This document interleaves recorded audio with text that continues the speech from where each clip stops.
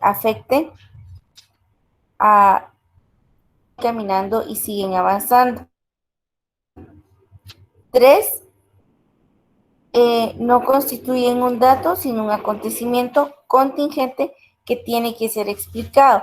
O sea, mucha gente que va hacia un lado es un acontecimiento. Por ejemplo, un grupo que vaya a hacer una manifestación, por ejemplo, no sé, a la Plaza Central, va a ser como una noticia. Ahorita voy a ver lo del audio, en un segundo.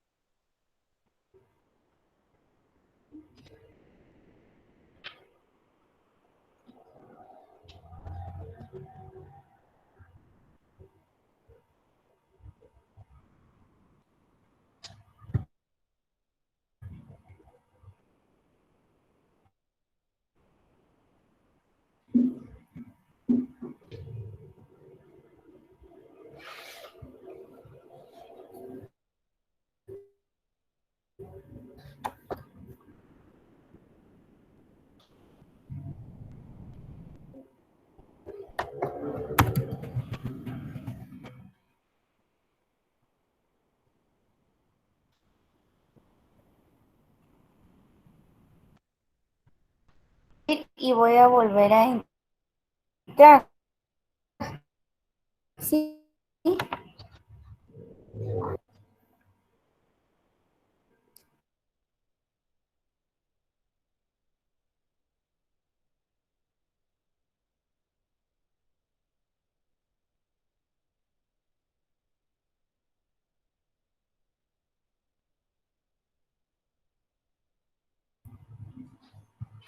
Hola chicos, ya regresé. Háganme un favor, ¿se escucha mejor el audio?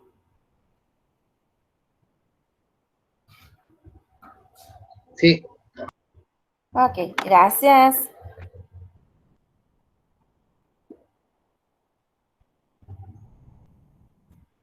Ahorita vamos a seguir entonces.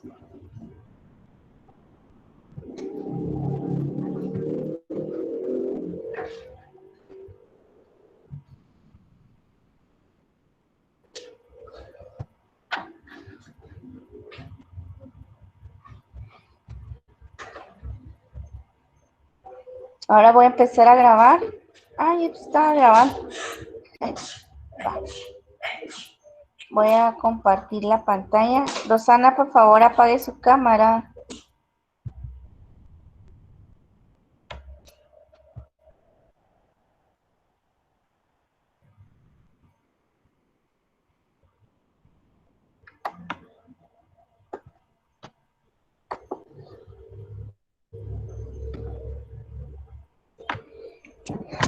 Ahora sí, ya estamos. Vamos a regresar entonces a la identidad colectiva.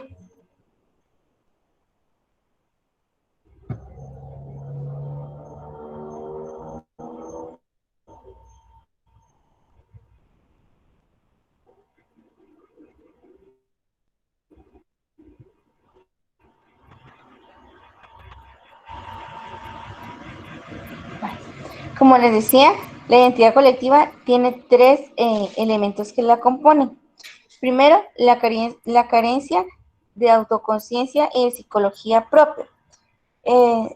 Es un grupo que tiene una idea del mundo, un objetivo que cumplir o un objetivo que desea alcanzar, pero que no depende del todo de sus miembros, porque igual estos pueden salir o entrar, así como ustedes como estudiantes de la Escuela Superior de Arte, la corte o la promoción, si no me equivoco, son las 12. Su objetivo es graduarse, ¿sí?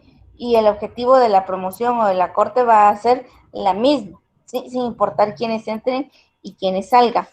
Entonces, la identidad colectiva no es un grupo que siempre va a estar unido, sino es una masa donde entran y salen individuos, ¿sí? Es homogénea y delimitada. Gracias, Yajaira. Entonces, es decir que, digamos, todos tenemos como una concepción de la vida, una forma de ver el mundo, ¿sí? Y el que no piensa así pertenece a otro grupo, entonces por eso es delimitada. Y son una identidad colectiva representa un acontecimiento, ¿sí? Más que un dato, porque no es lo mismo que dos o tres vayan a hacer bulla a una manifestación, por ejemplo, a que vayan 1000, ¿ya? Entonces son un acontecimiento por el número, la cantidad de personas que puede llegar a tener un grupo al hablar de una identidad colectiva. O sea, guatemaltecos somos miles, ¿ya? Bueno, millones, algunos cuantos millones. Entonces, eso constituye una identidad colectiva porque somos muchos, ¿no? Va. Entonces, tenemos que varios autores van a tratar de explicar qué es una identidad colectiva. Entre ellos tenemos a Meluzzi, ¿sí? Que construye el concepto de identidad colectiva desde la perspectiva analítica de la teoría de la acción colectiva y cómo este conjunto, ¿sí? Va a poner en prácticas hábitos, costumbres y tradiciones sociales, ¿sí? Él plantea que la identidad colectiva va a involucrar a ciertos números de un individuo a un nivel complejo de grupos. Es decir, que una identidad colectiva va a abordar la coexistencia entre esos individuos, ¿sí? Y esa coexistencia, ese compartir, los va a volver complejos porque entre el grupo se van a entremezclar identidades individuales. Pero esta mezcla al mismo tiempo exige tener características similares, lo que les decía, formas de ver el mundo similares, porque van a implicar relaciones sociales y generalmente se espera que en un grupo sean en la mayor parte del tiempo armoniosas, porque si no se rompe el grupo, ¿sí? Entonces, la gente en un grupo se involucra para darle sentido a la existencia de ese grupo. Entonces, la acción colectiva abarca variedad de fenómenos empíricos como movimientos, manifestaciones, huelgas, motines, movilizaciones de masa, ¿ya? Esa es una identidad colectiva. Vamos a hacer una protesta porque no estamos de acuerdo con algo, ¿sí? Y al hablar de movimientos empíricos, es decir, que son movimientos que se tienen que entender desde sí mismos, ¿sí? Desde que son como experimentales, ¿sí? Que a veces funcionan y a veces no funcionan, pero que tienen un objetivo en común, los individuos de ese grupo. Vamos bien ahí hasta lo que es la identidad colectiva y sus características.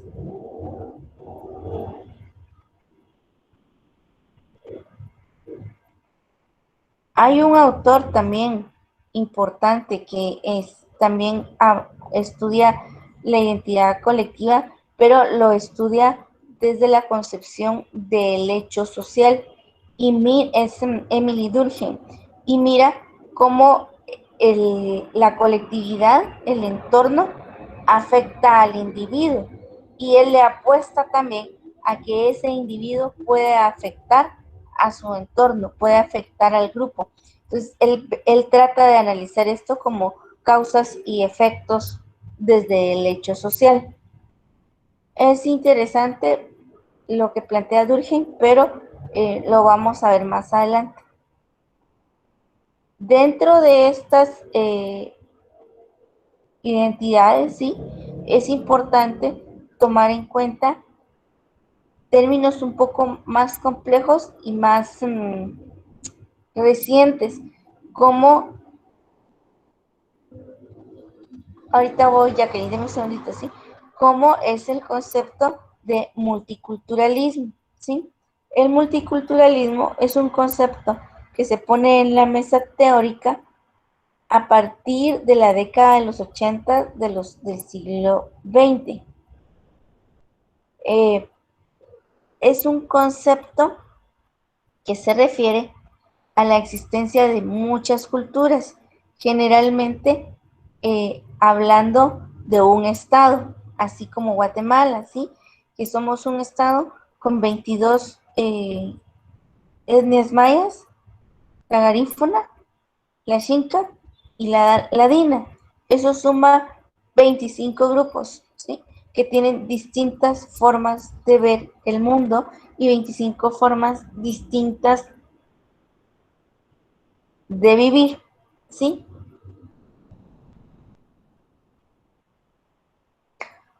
Al hablar de morfología en la identidad colectiva, me refiero a que tienen características que componen, ¿sí? Eh, a ver, ¿cómo lo explico más fácil?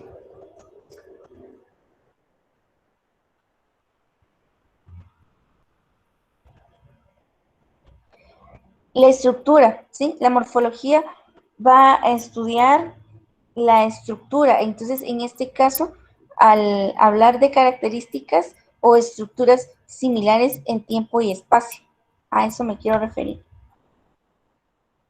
Entonces, el multiculturalismo eh, busca, busca que se reconozca la existencia de esos grupos, entre comillas, minoritarios, ¿sí? Que reclaman el reconocimiento de su identidad y el derecho a ser diferentes, ¿sí? No, ellos no quieren ser encajonados en la misma idea de cómo se ve el mundo, ¿sí? Es importante conocer que en nuestro país el multiculturalismo es inevitable, ¿sí? Es parte de nuestra realidad, pero también es complejo, ¿sí? Porque a pesar de la historia guatemalteca, a pesar de que sabemos que llegaron los españoles, que hubo un proceso de conquista, de colonia, de república, liderado por españoles en un territorio americano, donde el habitante aborigen por equivocación fue llamado indio, y el concepto como tal es un concepto racista y peyorativo, ¿sí? En, y un país donde los pueblos indígenas han sido relegados históricamente, han sido rechazados, ignorados y despojados, ¿sí? Es importante tener una idea de cómo se ha desarrollado el multiculturalismo en nuestro país. Entonces, en una síntesis, eh, es hasta en 1985, 35 años atrás, ¿sí? Que se reconoce en el país la ciudadanía para todos los mayores de edad y se reconoce oficialmente la existencia de las etnias en Guatemala. Esto lo van a encontrar ustedes en el título segundo, capítulo segundo, sección tercera de la Constitución Política de la República. Esto va a abrir un paso a una ideología multiculturalista en donde los pueblos ya pueden relacionarse con,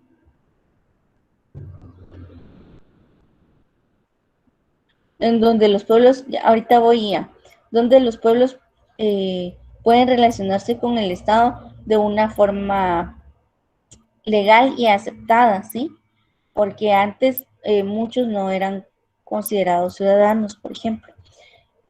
Luego, durante estos años, en el 1986 se inicia el proceso de las negociaciones de la firma de la paz y esto abre el espacio, ¿sí? idóneo para influenciar y que se le otorgase el premio Nobel a la doctora Rigoberta Menchú, creando así un marco político idóneo para la firma de la paz, firme y duradera. Este acto es realizado durante el inicio del periodo de Álvaro Arzú.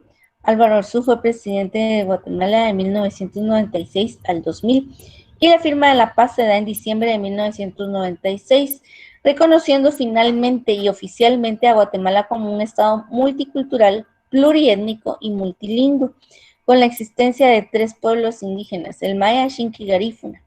Y esto lo encuentran ustedes en los acuerdos de paz, en el apartado titulado Acuerdos sobre Identidad y Derecho de los Pueblos Indígenas. Y así se supone que Guatemala hubiese dado un giro en el reconocimiento de las diversas étnicas con la esperanza de construir un verdadero Estado guatemalteco, un Estado incluyente, ¿sí? Sin embargo, a lo largo de la historia y son más de 20 años de la firma de la paz. Esto ha sido exponencialmente un proceso extremadamente lento que se le ha jugado la vuelta, donde poco se ha conseguido en los avances de los pueblos indígenas, siendo uno de los más reconocidos la Academia de, de Lenguas Mayas, ¿sí? Donde se reconocen que son idiomas, ya no son lenguas, porque tienen una estructura, ¿verdad? Pero de ahí la verdad es que poco se ha logrado construir. El multiculturalismo mundial pues abarca todos los grupos, etnias y, y formas de creer de todo el mundo. Y pues el multiculturalismo en Guatemala abarca a los pueblos maya, xinca, garífuna y en ladino. Los acuerdos solo fueron palabras, no se han realizado muchos cambios. Sí, no han habido muchos cambios para los pueblos originarios. Siguen bastante marginados del Estado, aunque con alguna participación que antes era nula. Ya por lo menos hay representantes en lugares importantes como el Congreso, ¿sí? Son muy pocos. Y es bien triste ver esto porque la mayoría de la población guatemalteca es indígena y es la que menos poder e influencia tiene dentro de las políticas de Estado. Entonces es un poco contradictorio que quien tiene mayor población esté tan poco representada, ¿verdad? Entonces aquí tenemos un mapa de cómo se divide Guatemala según sus pueblos, ¿sí? Ya ven, el territorio está bien dividido, bien marcado, bien delimitado y, y pues no, o sea, se conoce oficialmente otro. Ah, pero es que los 48 cantones son otra historia, Antonio. O sea, ellos siempre han luchado. Lo que pasa es que no tienen mucho, o sea, como 48 cantones tienen mucho poder.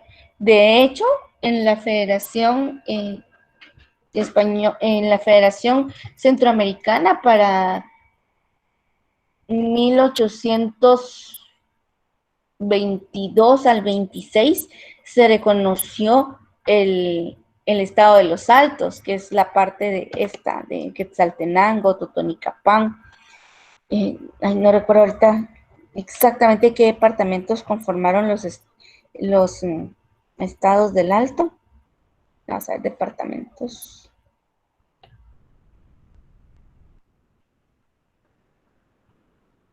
Ahorita le voy a decir.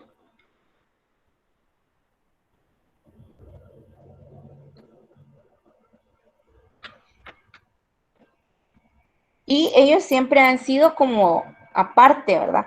Está Quiché, Taluleo, Sololato, Tonicapán, Suchitepeques y Huehuetenango, que formaron el estado de los Altos y fue considerado como eh, el sexto estado en la Federación Centroamericana. Entonces, ellos siempre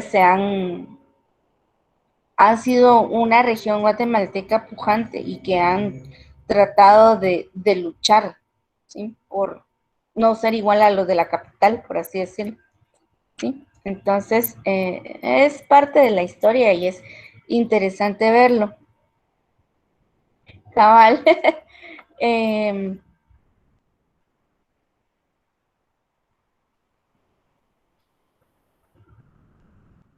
bueno, el término lo vamos a ver más adelante. Y vamos a tener una unidad y un proceso donde vamos a trabajar racismo y discriminación. Hago la aclaración, lo uso en el marco de cómo están escritos en los acuerdos de paz, ¿sí? Donde se reconoce la existencia de 3 pueblos indígenas. Entonces vamos a usar el concepto en cuestiones de cómo está establecido legalmente hablando, ¿verdad? Entonces, en los acuerdos de paz sí se reconoce el Estado multicultural, pluriétnico, multilingüe, con la existencia de 3 pueblos, dice literalmente, con la existencia de 3 pueblos indígenas, Maya, Xinca y Garífuna.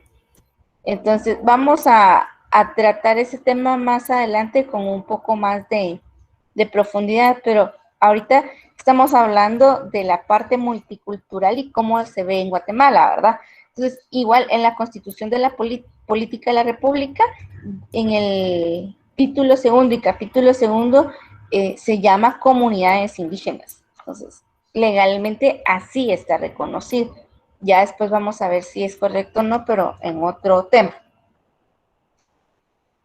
¿Vamos bien hasta ahí? ¿Hay alguna duda? ¿Algún comentario?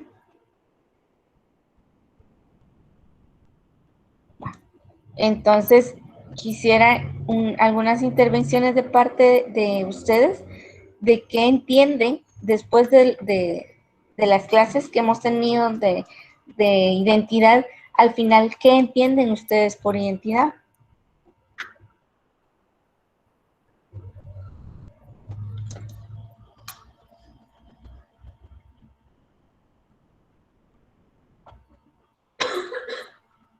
Maestra, Sí, dígame. por ejemplo, con lo de cultura, usted decía que era lo que nos representaba, era lo que nos englobaba, ¿verdad? Todas las costumbres, tradiciones, hábitos. Ahora con la identidad siento yo que es lo que nos hace a nosotros más únicos como guatemaltecos. Ya son características Sí, propias. sí, así es. Las particularidades, de hecho. Licenciada, Sí, prácticamente lo que nos define, sí. buen día, licenciada.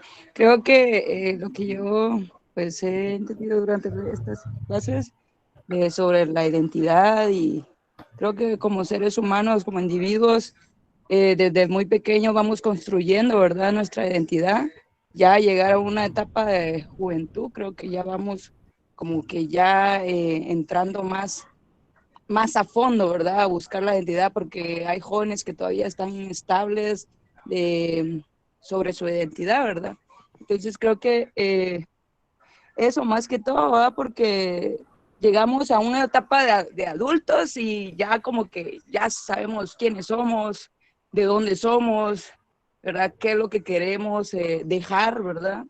Eso es lo que yo, pues, he visto comprendido durante estas clases, ¿verdad?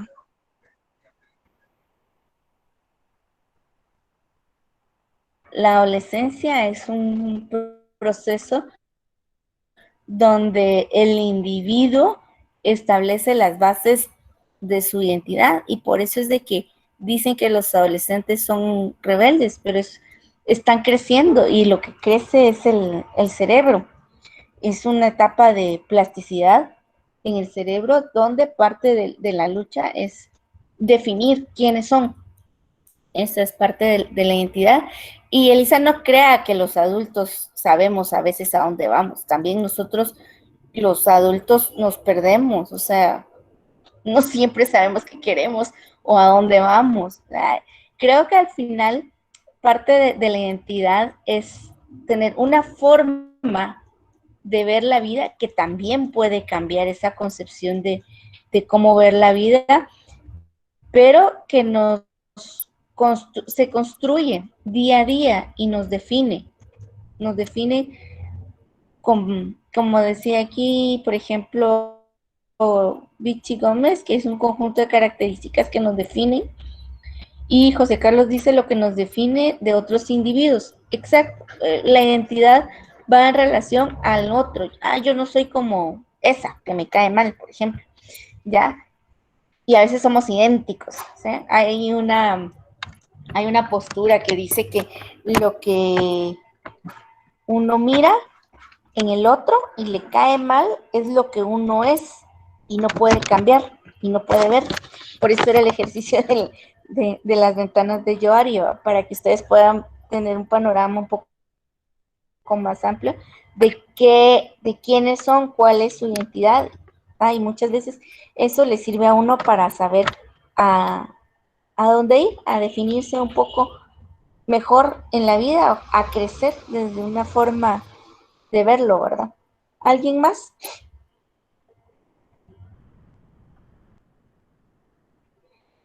Magda, yo soy mestiza, se podría decir.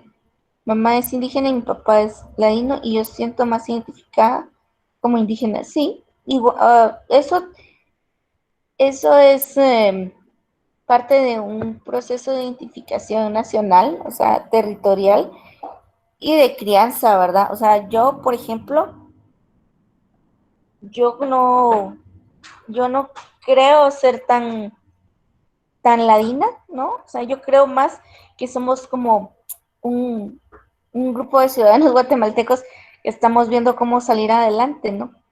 Más que una identidad étnica.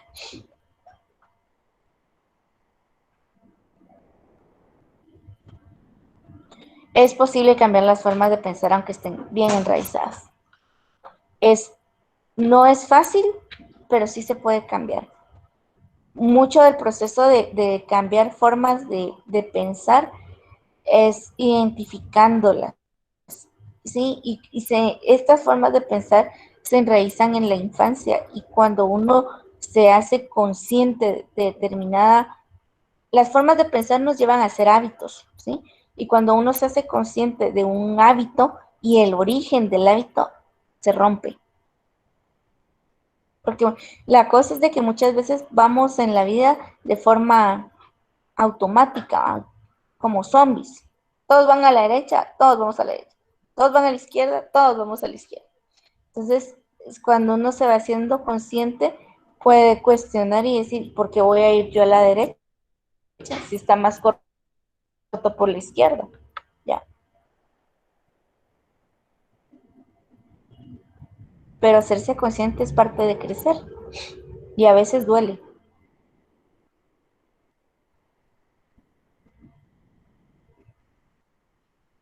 Cuando a una persona no le gusta su país, ¿tiene aún así identidad o no?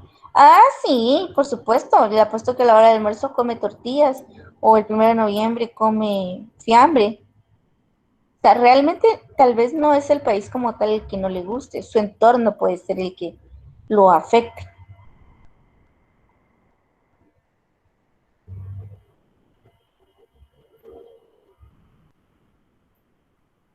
Sí, o sea, es un decir.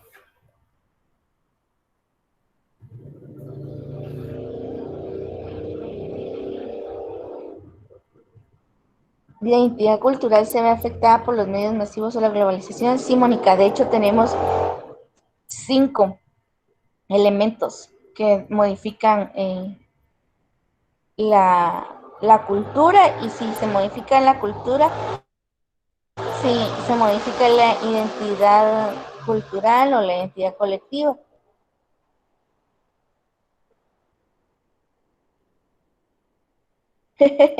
Sí, una comida no lo va a definir, Ian, era un ejemplo. Eh, por ejemplo, ¿se recuerdan que vimos la clase de los 5 elementos de cambio cultural? ¿Sí? A ver, ¿alguien se recuerda que me diga? Yo les doy uno, la aculturación. ¿Quién más puede aportar? La endunculturación. Sí, Melanie, básicamente la identidad es lo que... La endoculturación es el proceso por el que la generación antigua o la generación vieja transfiere todo el bagaje cultural a la nueva, pero no es un proceso de cambio cultural. A ver, les doy otro, la globalización, la difusión,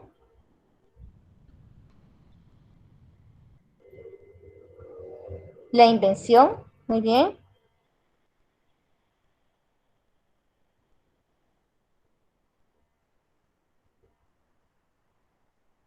Falta uno.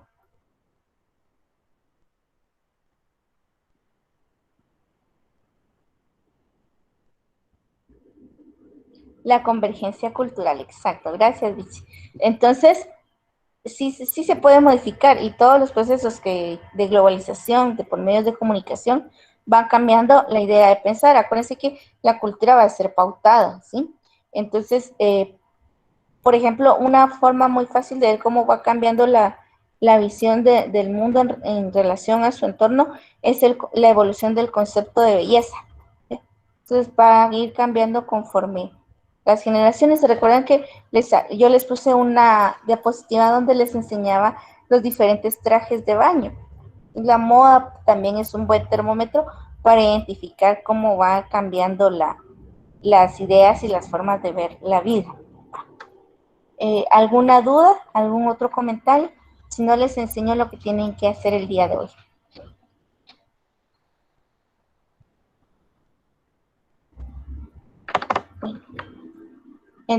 Entonces van a entrar a la RAD y en la parte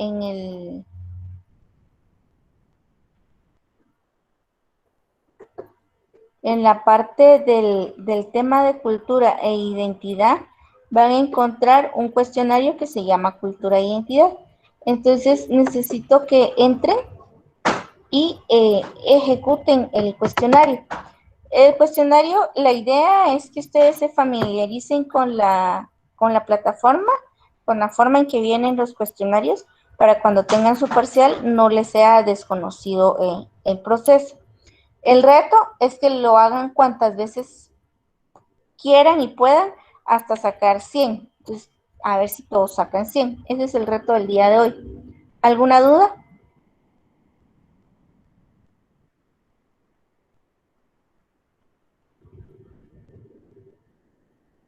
En su momento les doy instrucciones de su parcial, Aaron. No tenga pena. Va. Entonces, háganme un favor, vayan a la RAD y hacen el cuestionario. Yo me quedo aquí conectada por si tienen alguna duda, pues los ayudo. Está en el bloque de cultura no, está en el bloque de identidad, de cultura e identidad al final. Y se llama cultura e identidad.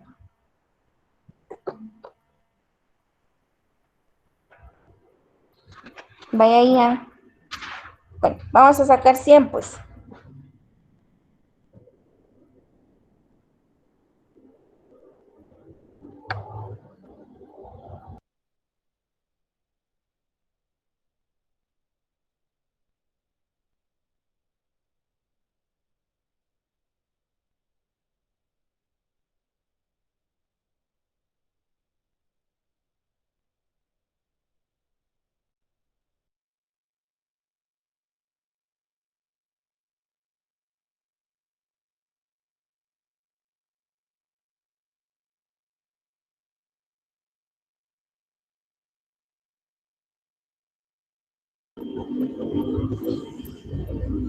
Mario, entre a la RAD, ¿sí? Y hay un bloque que se llama cultura e identidad. Y entonces cuando entre ahí, al final hay una cosa que se llama cultura e identidad. Se lo voy a enseñar ahorita, voy a compartir la pantalla.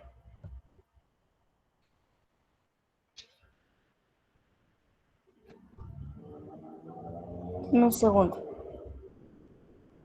Ah, ya lo encontró. Perfecto. Está acá de todos modos, mi cultura e identidad.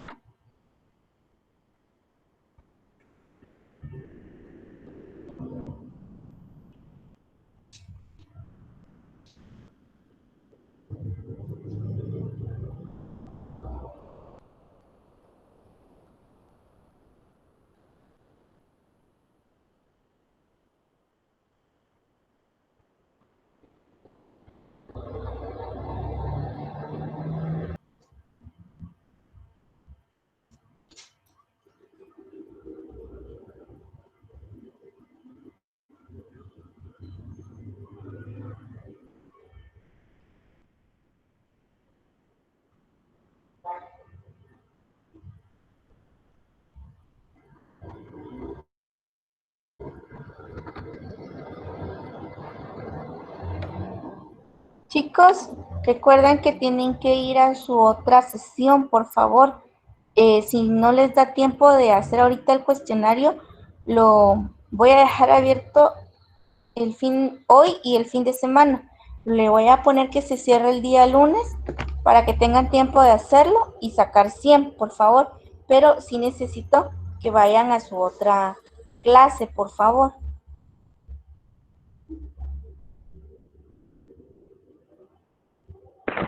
Una pregunta, si uno Sí, Nicole. y va por la mitad y se sale, ¿qué pasa?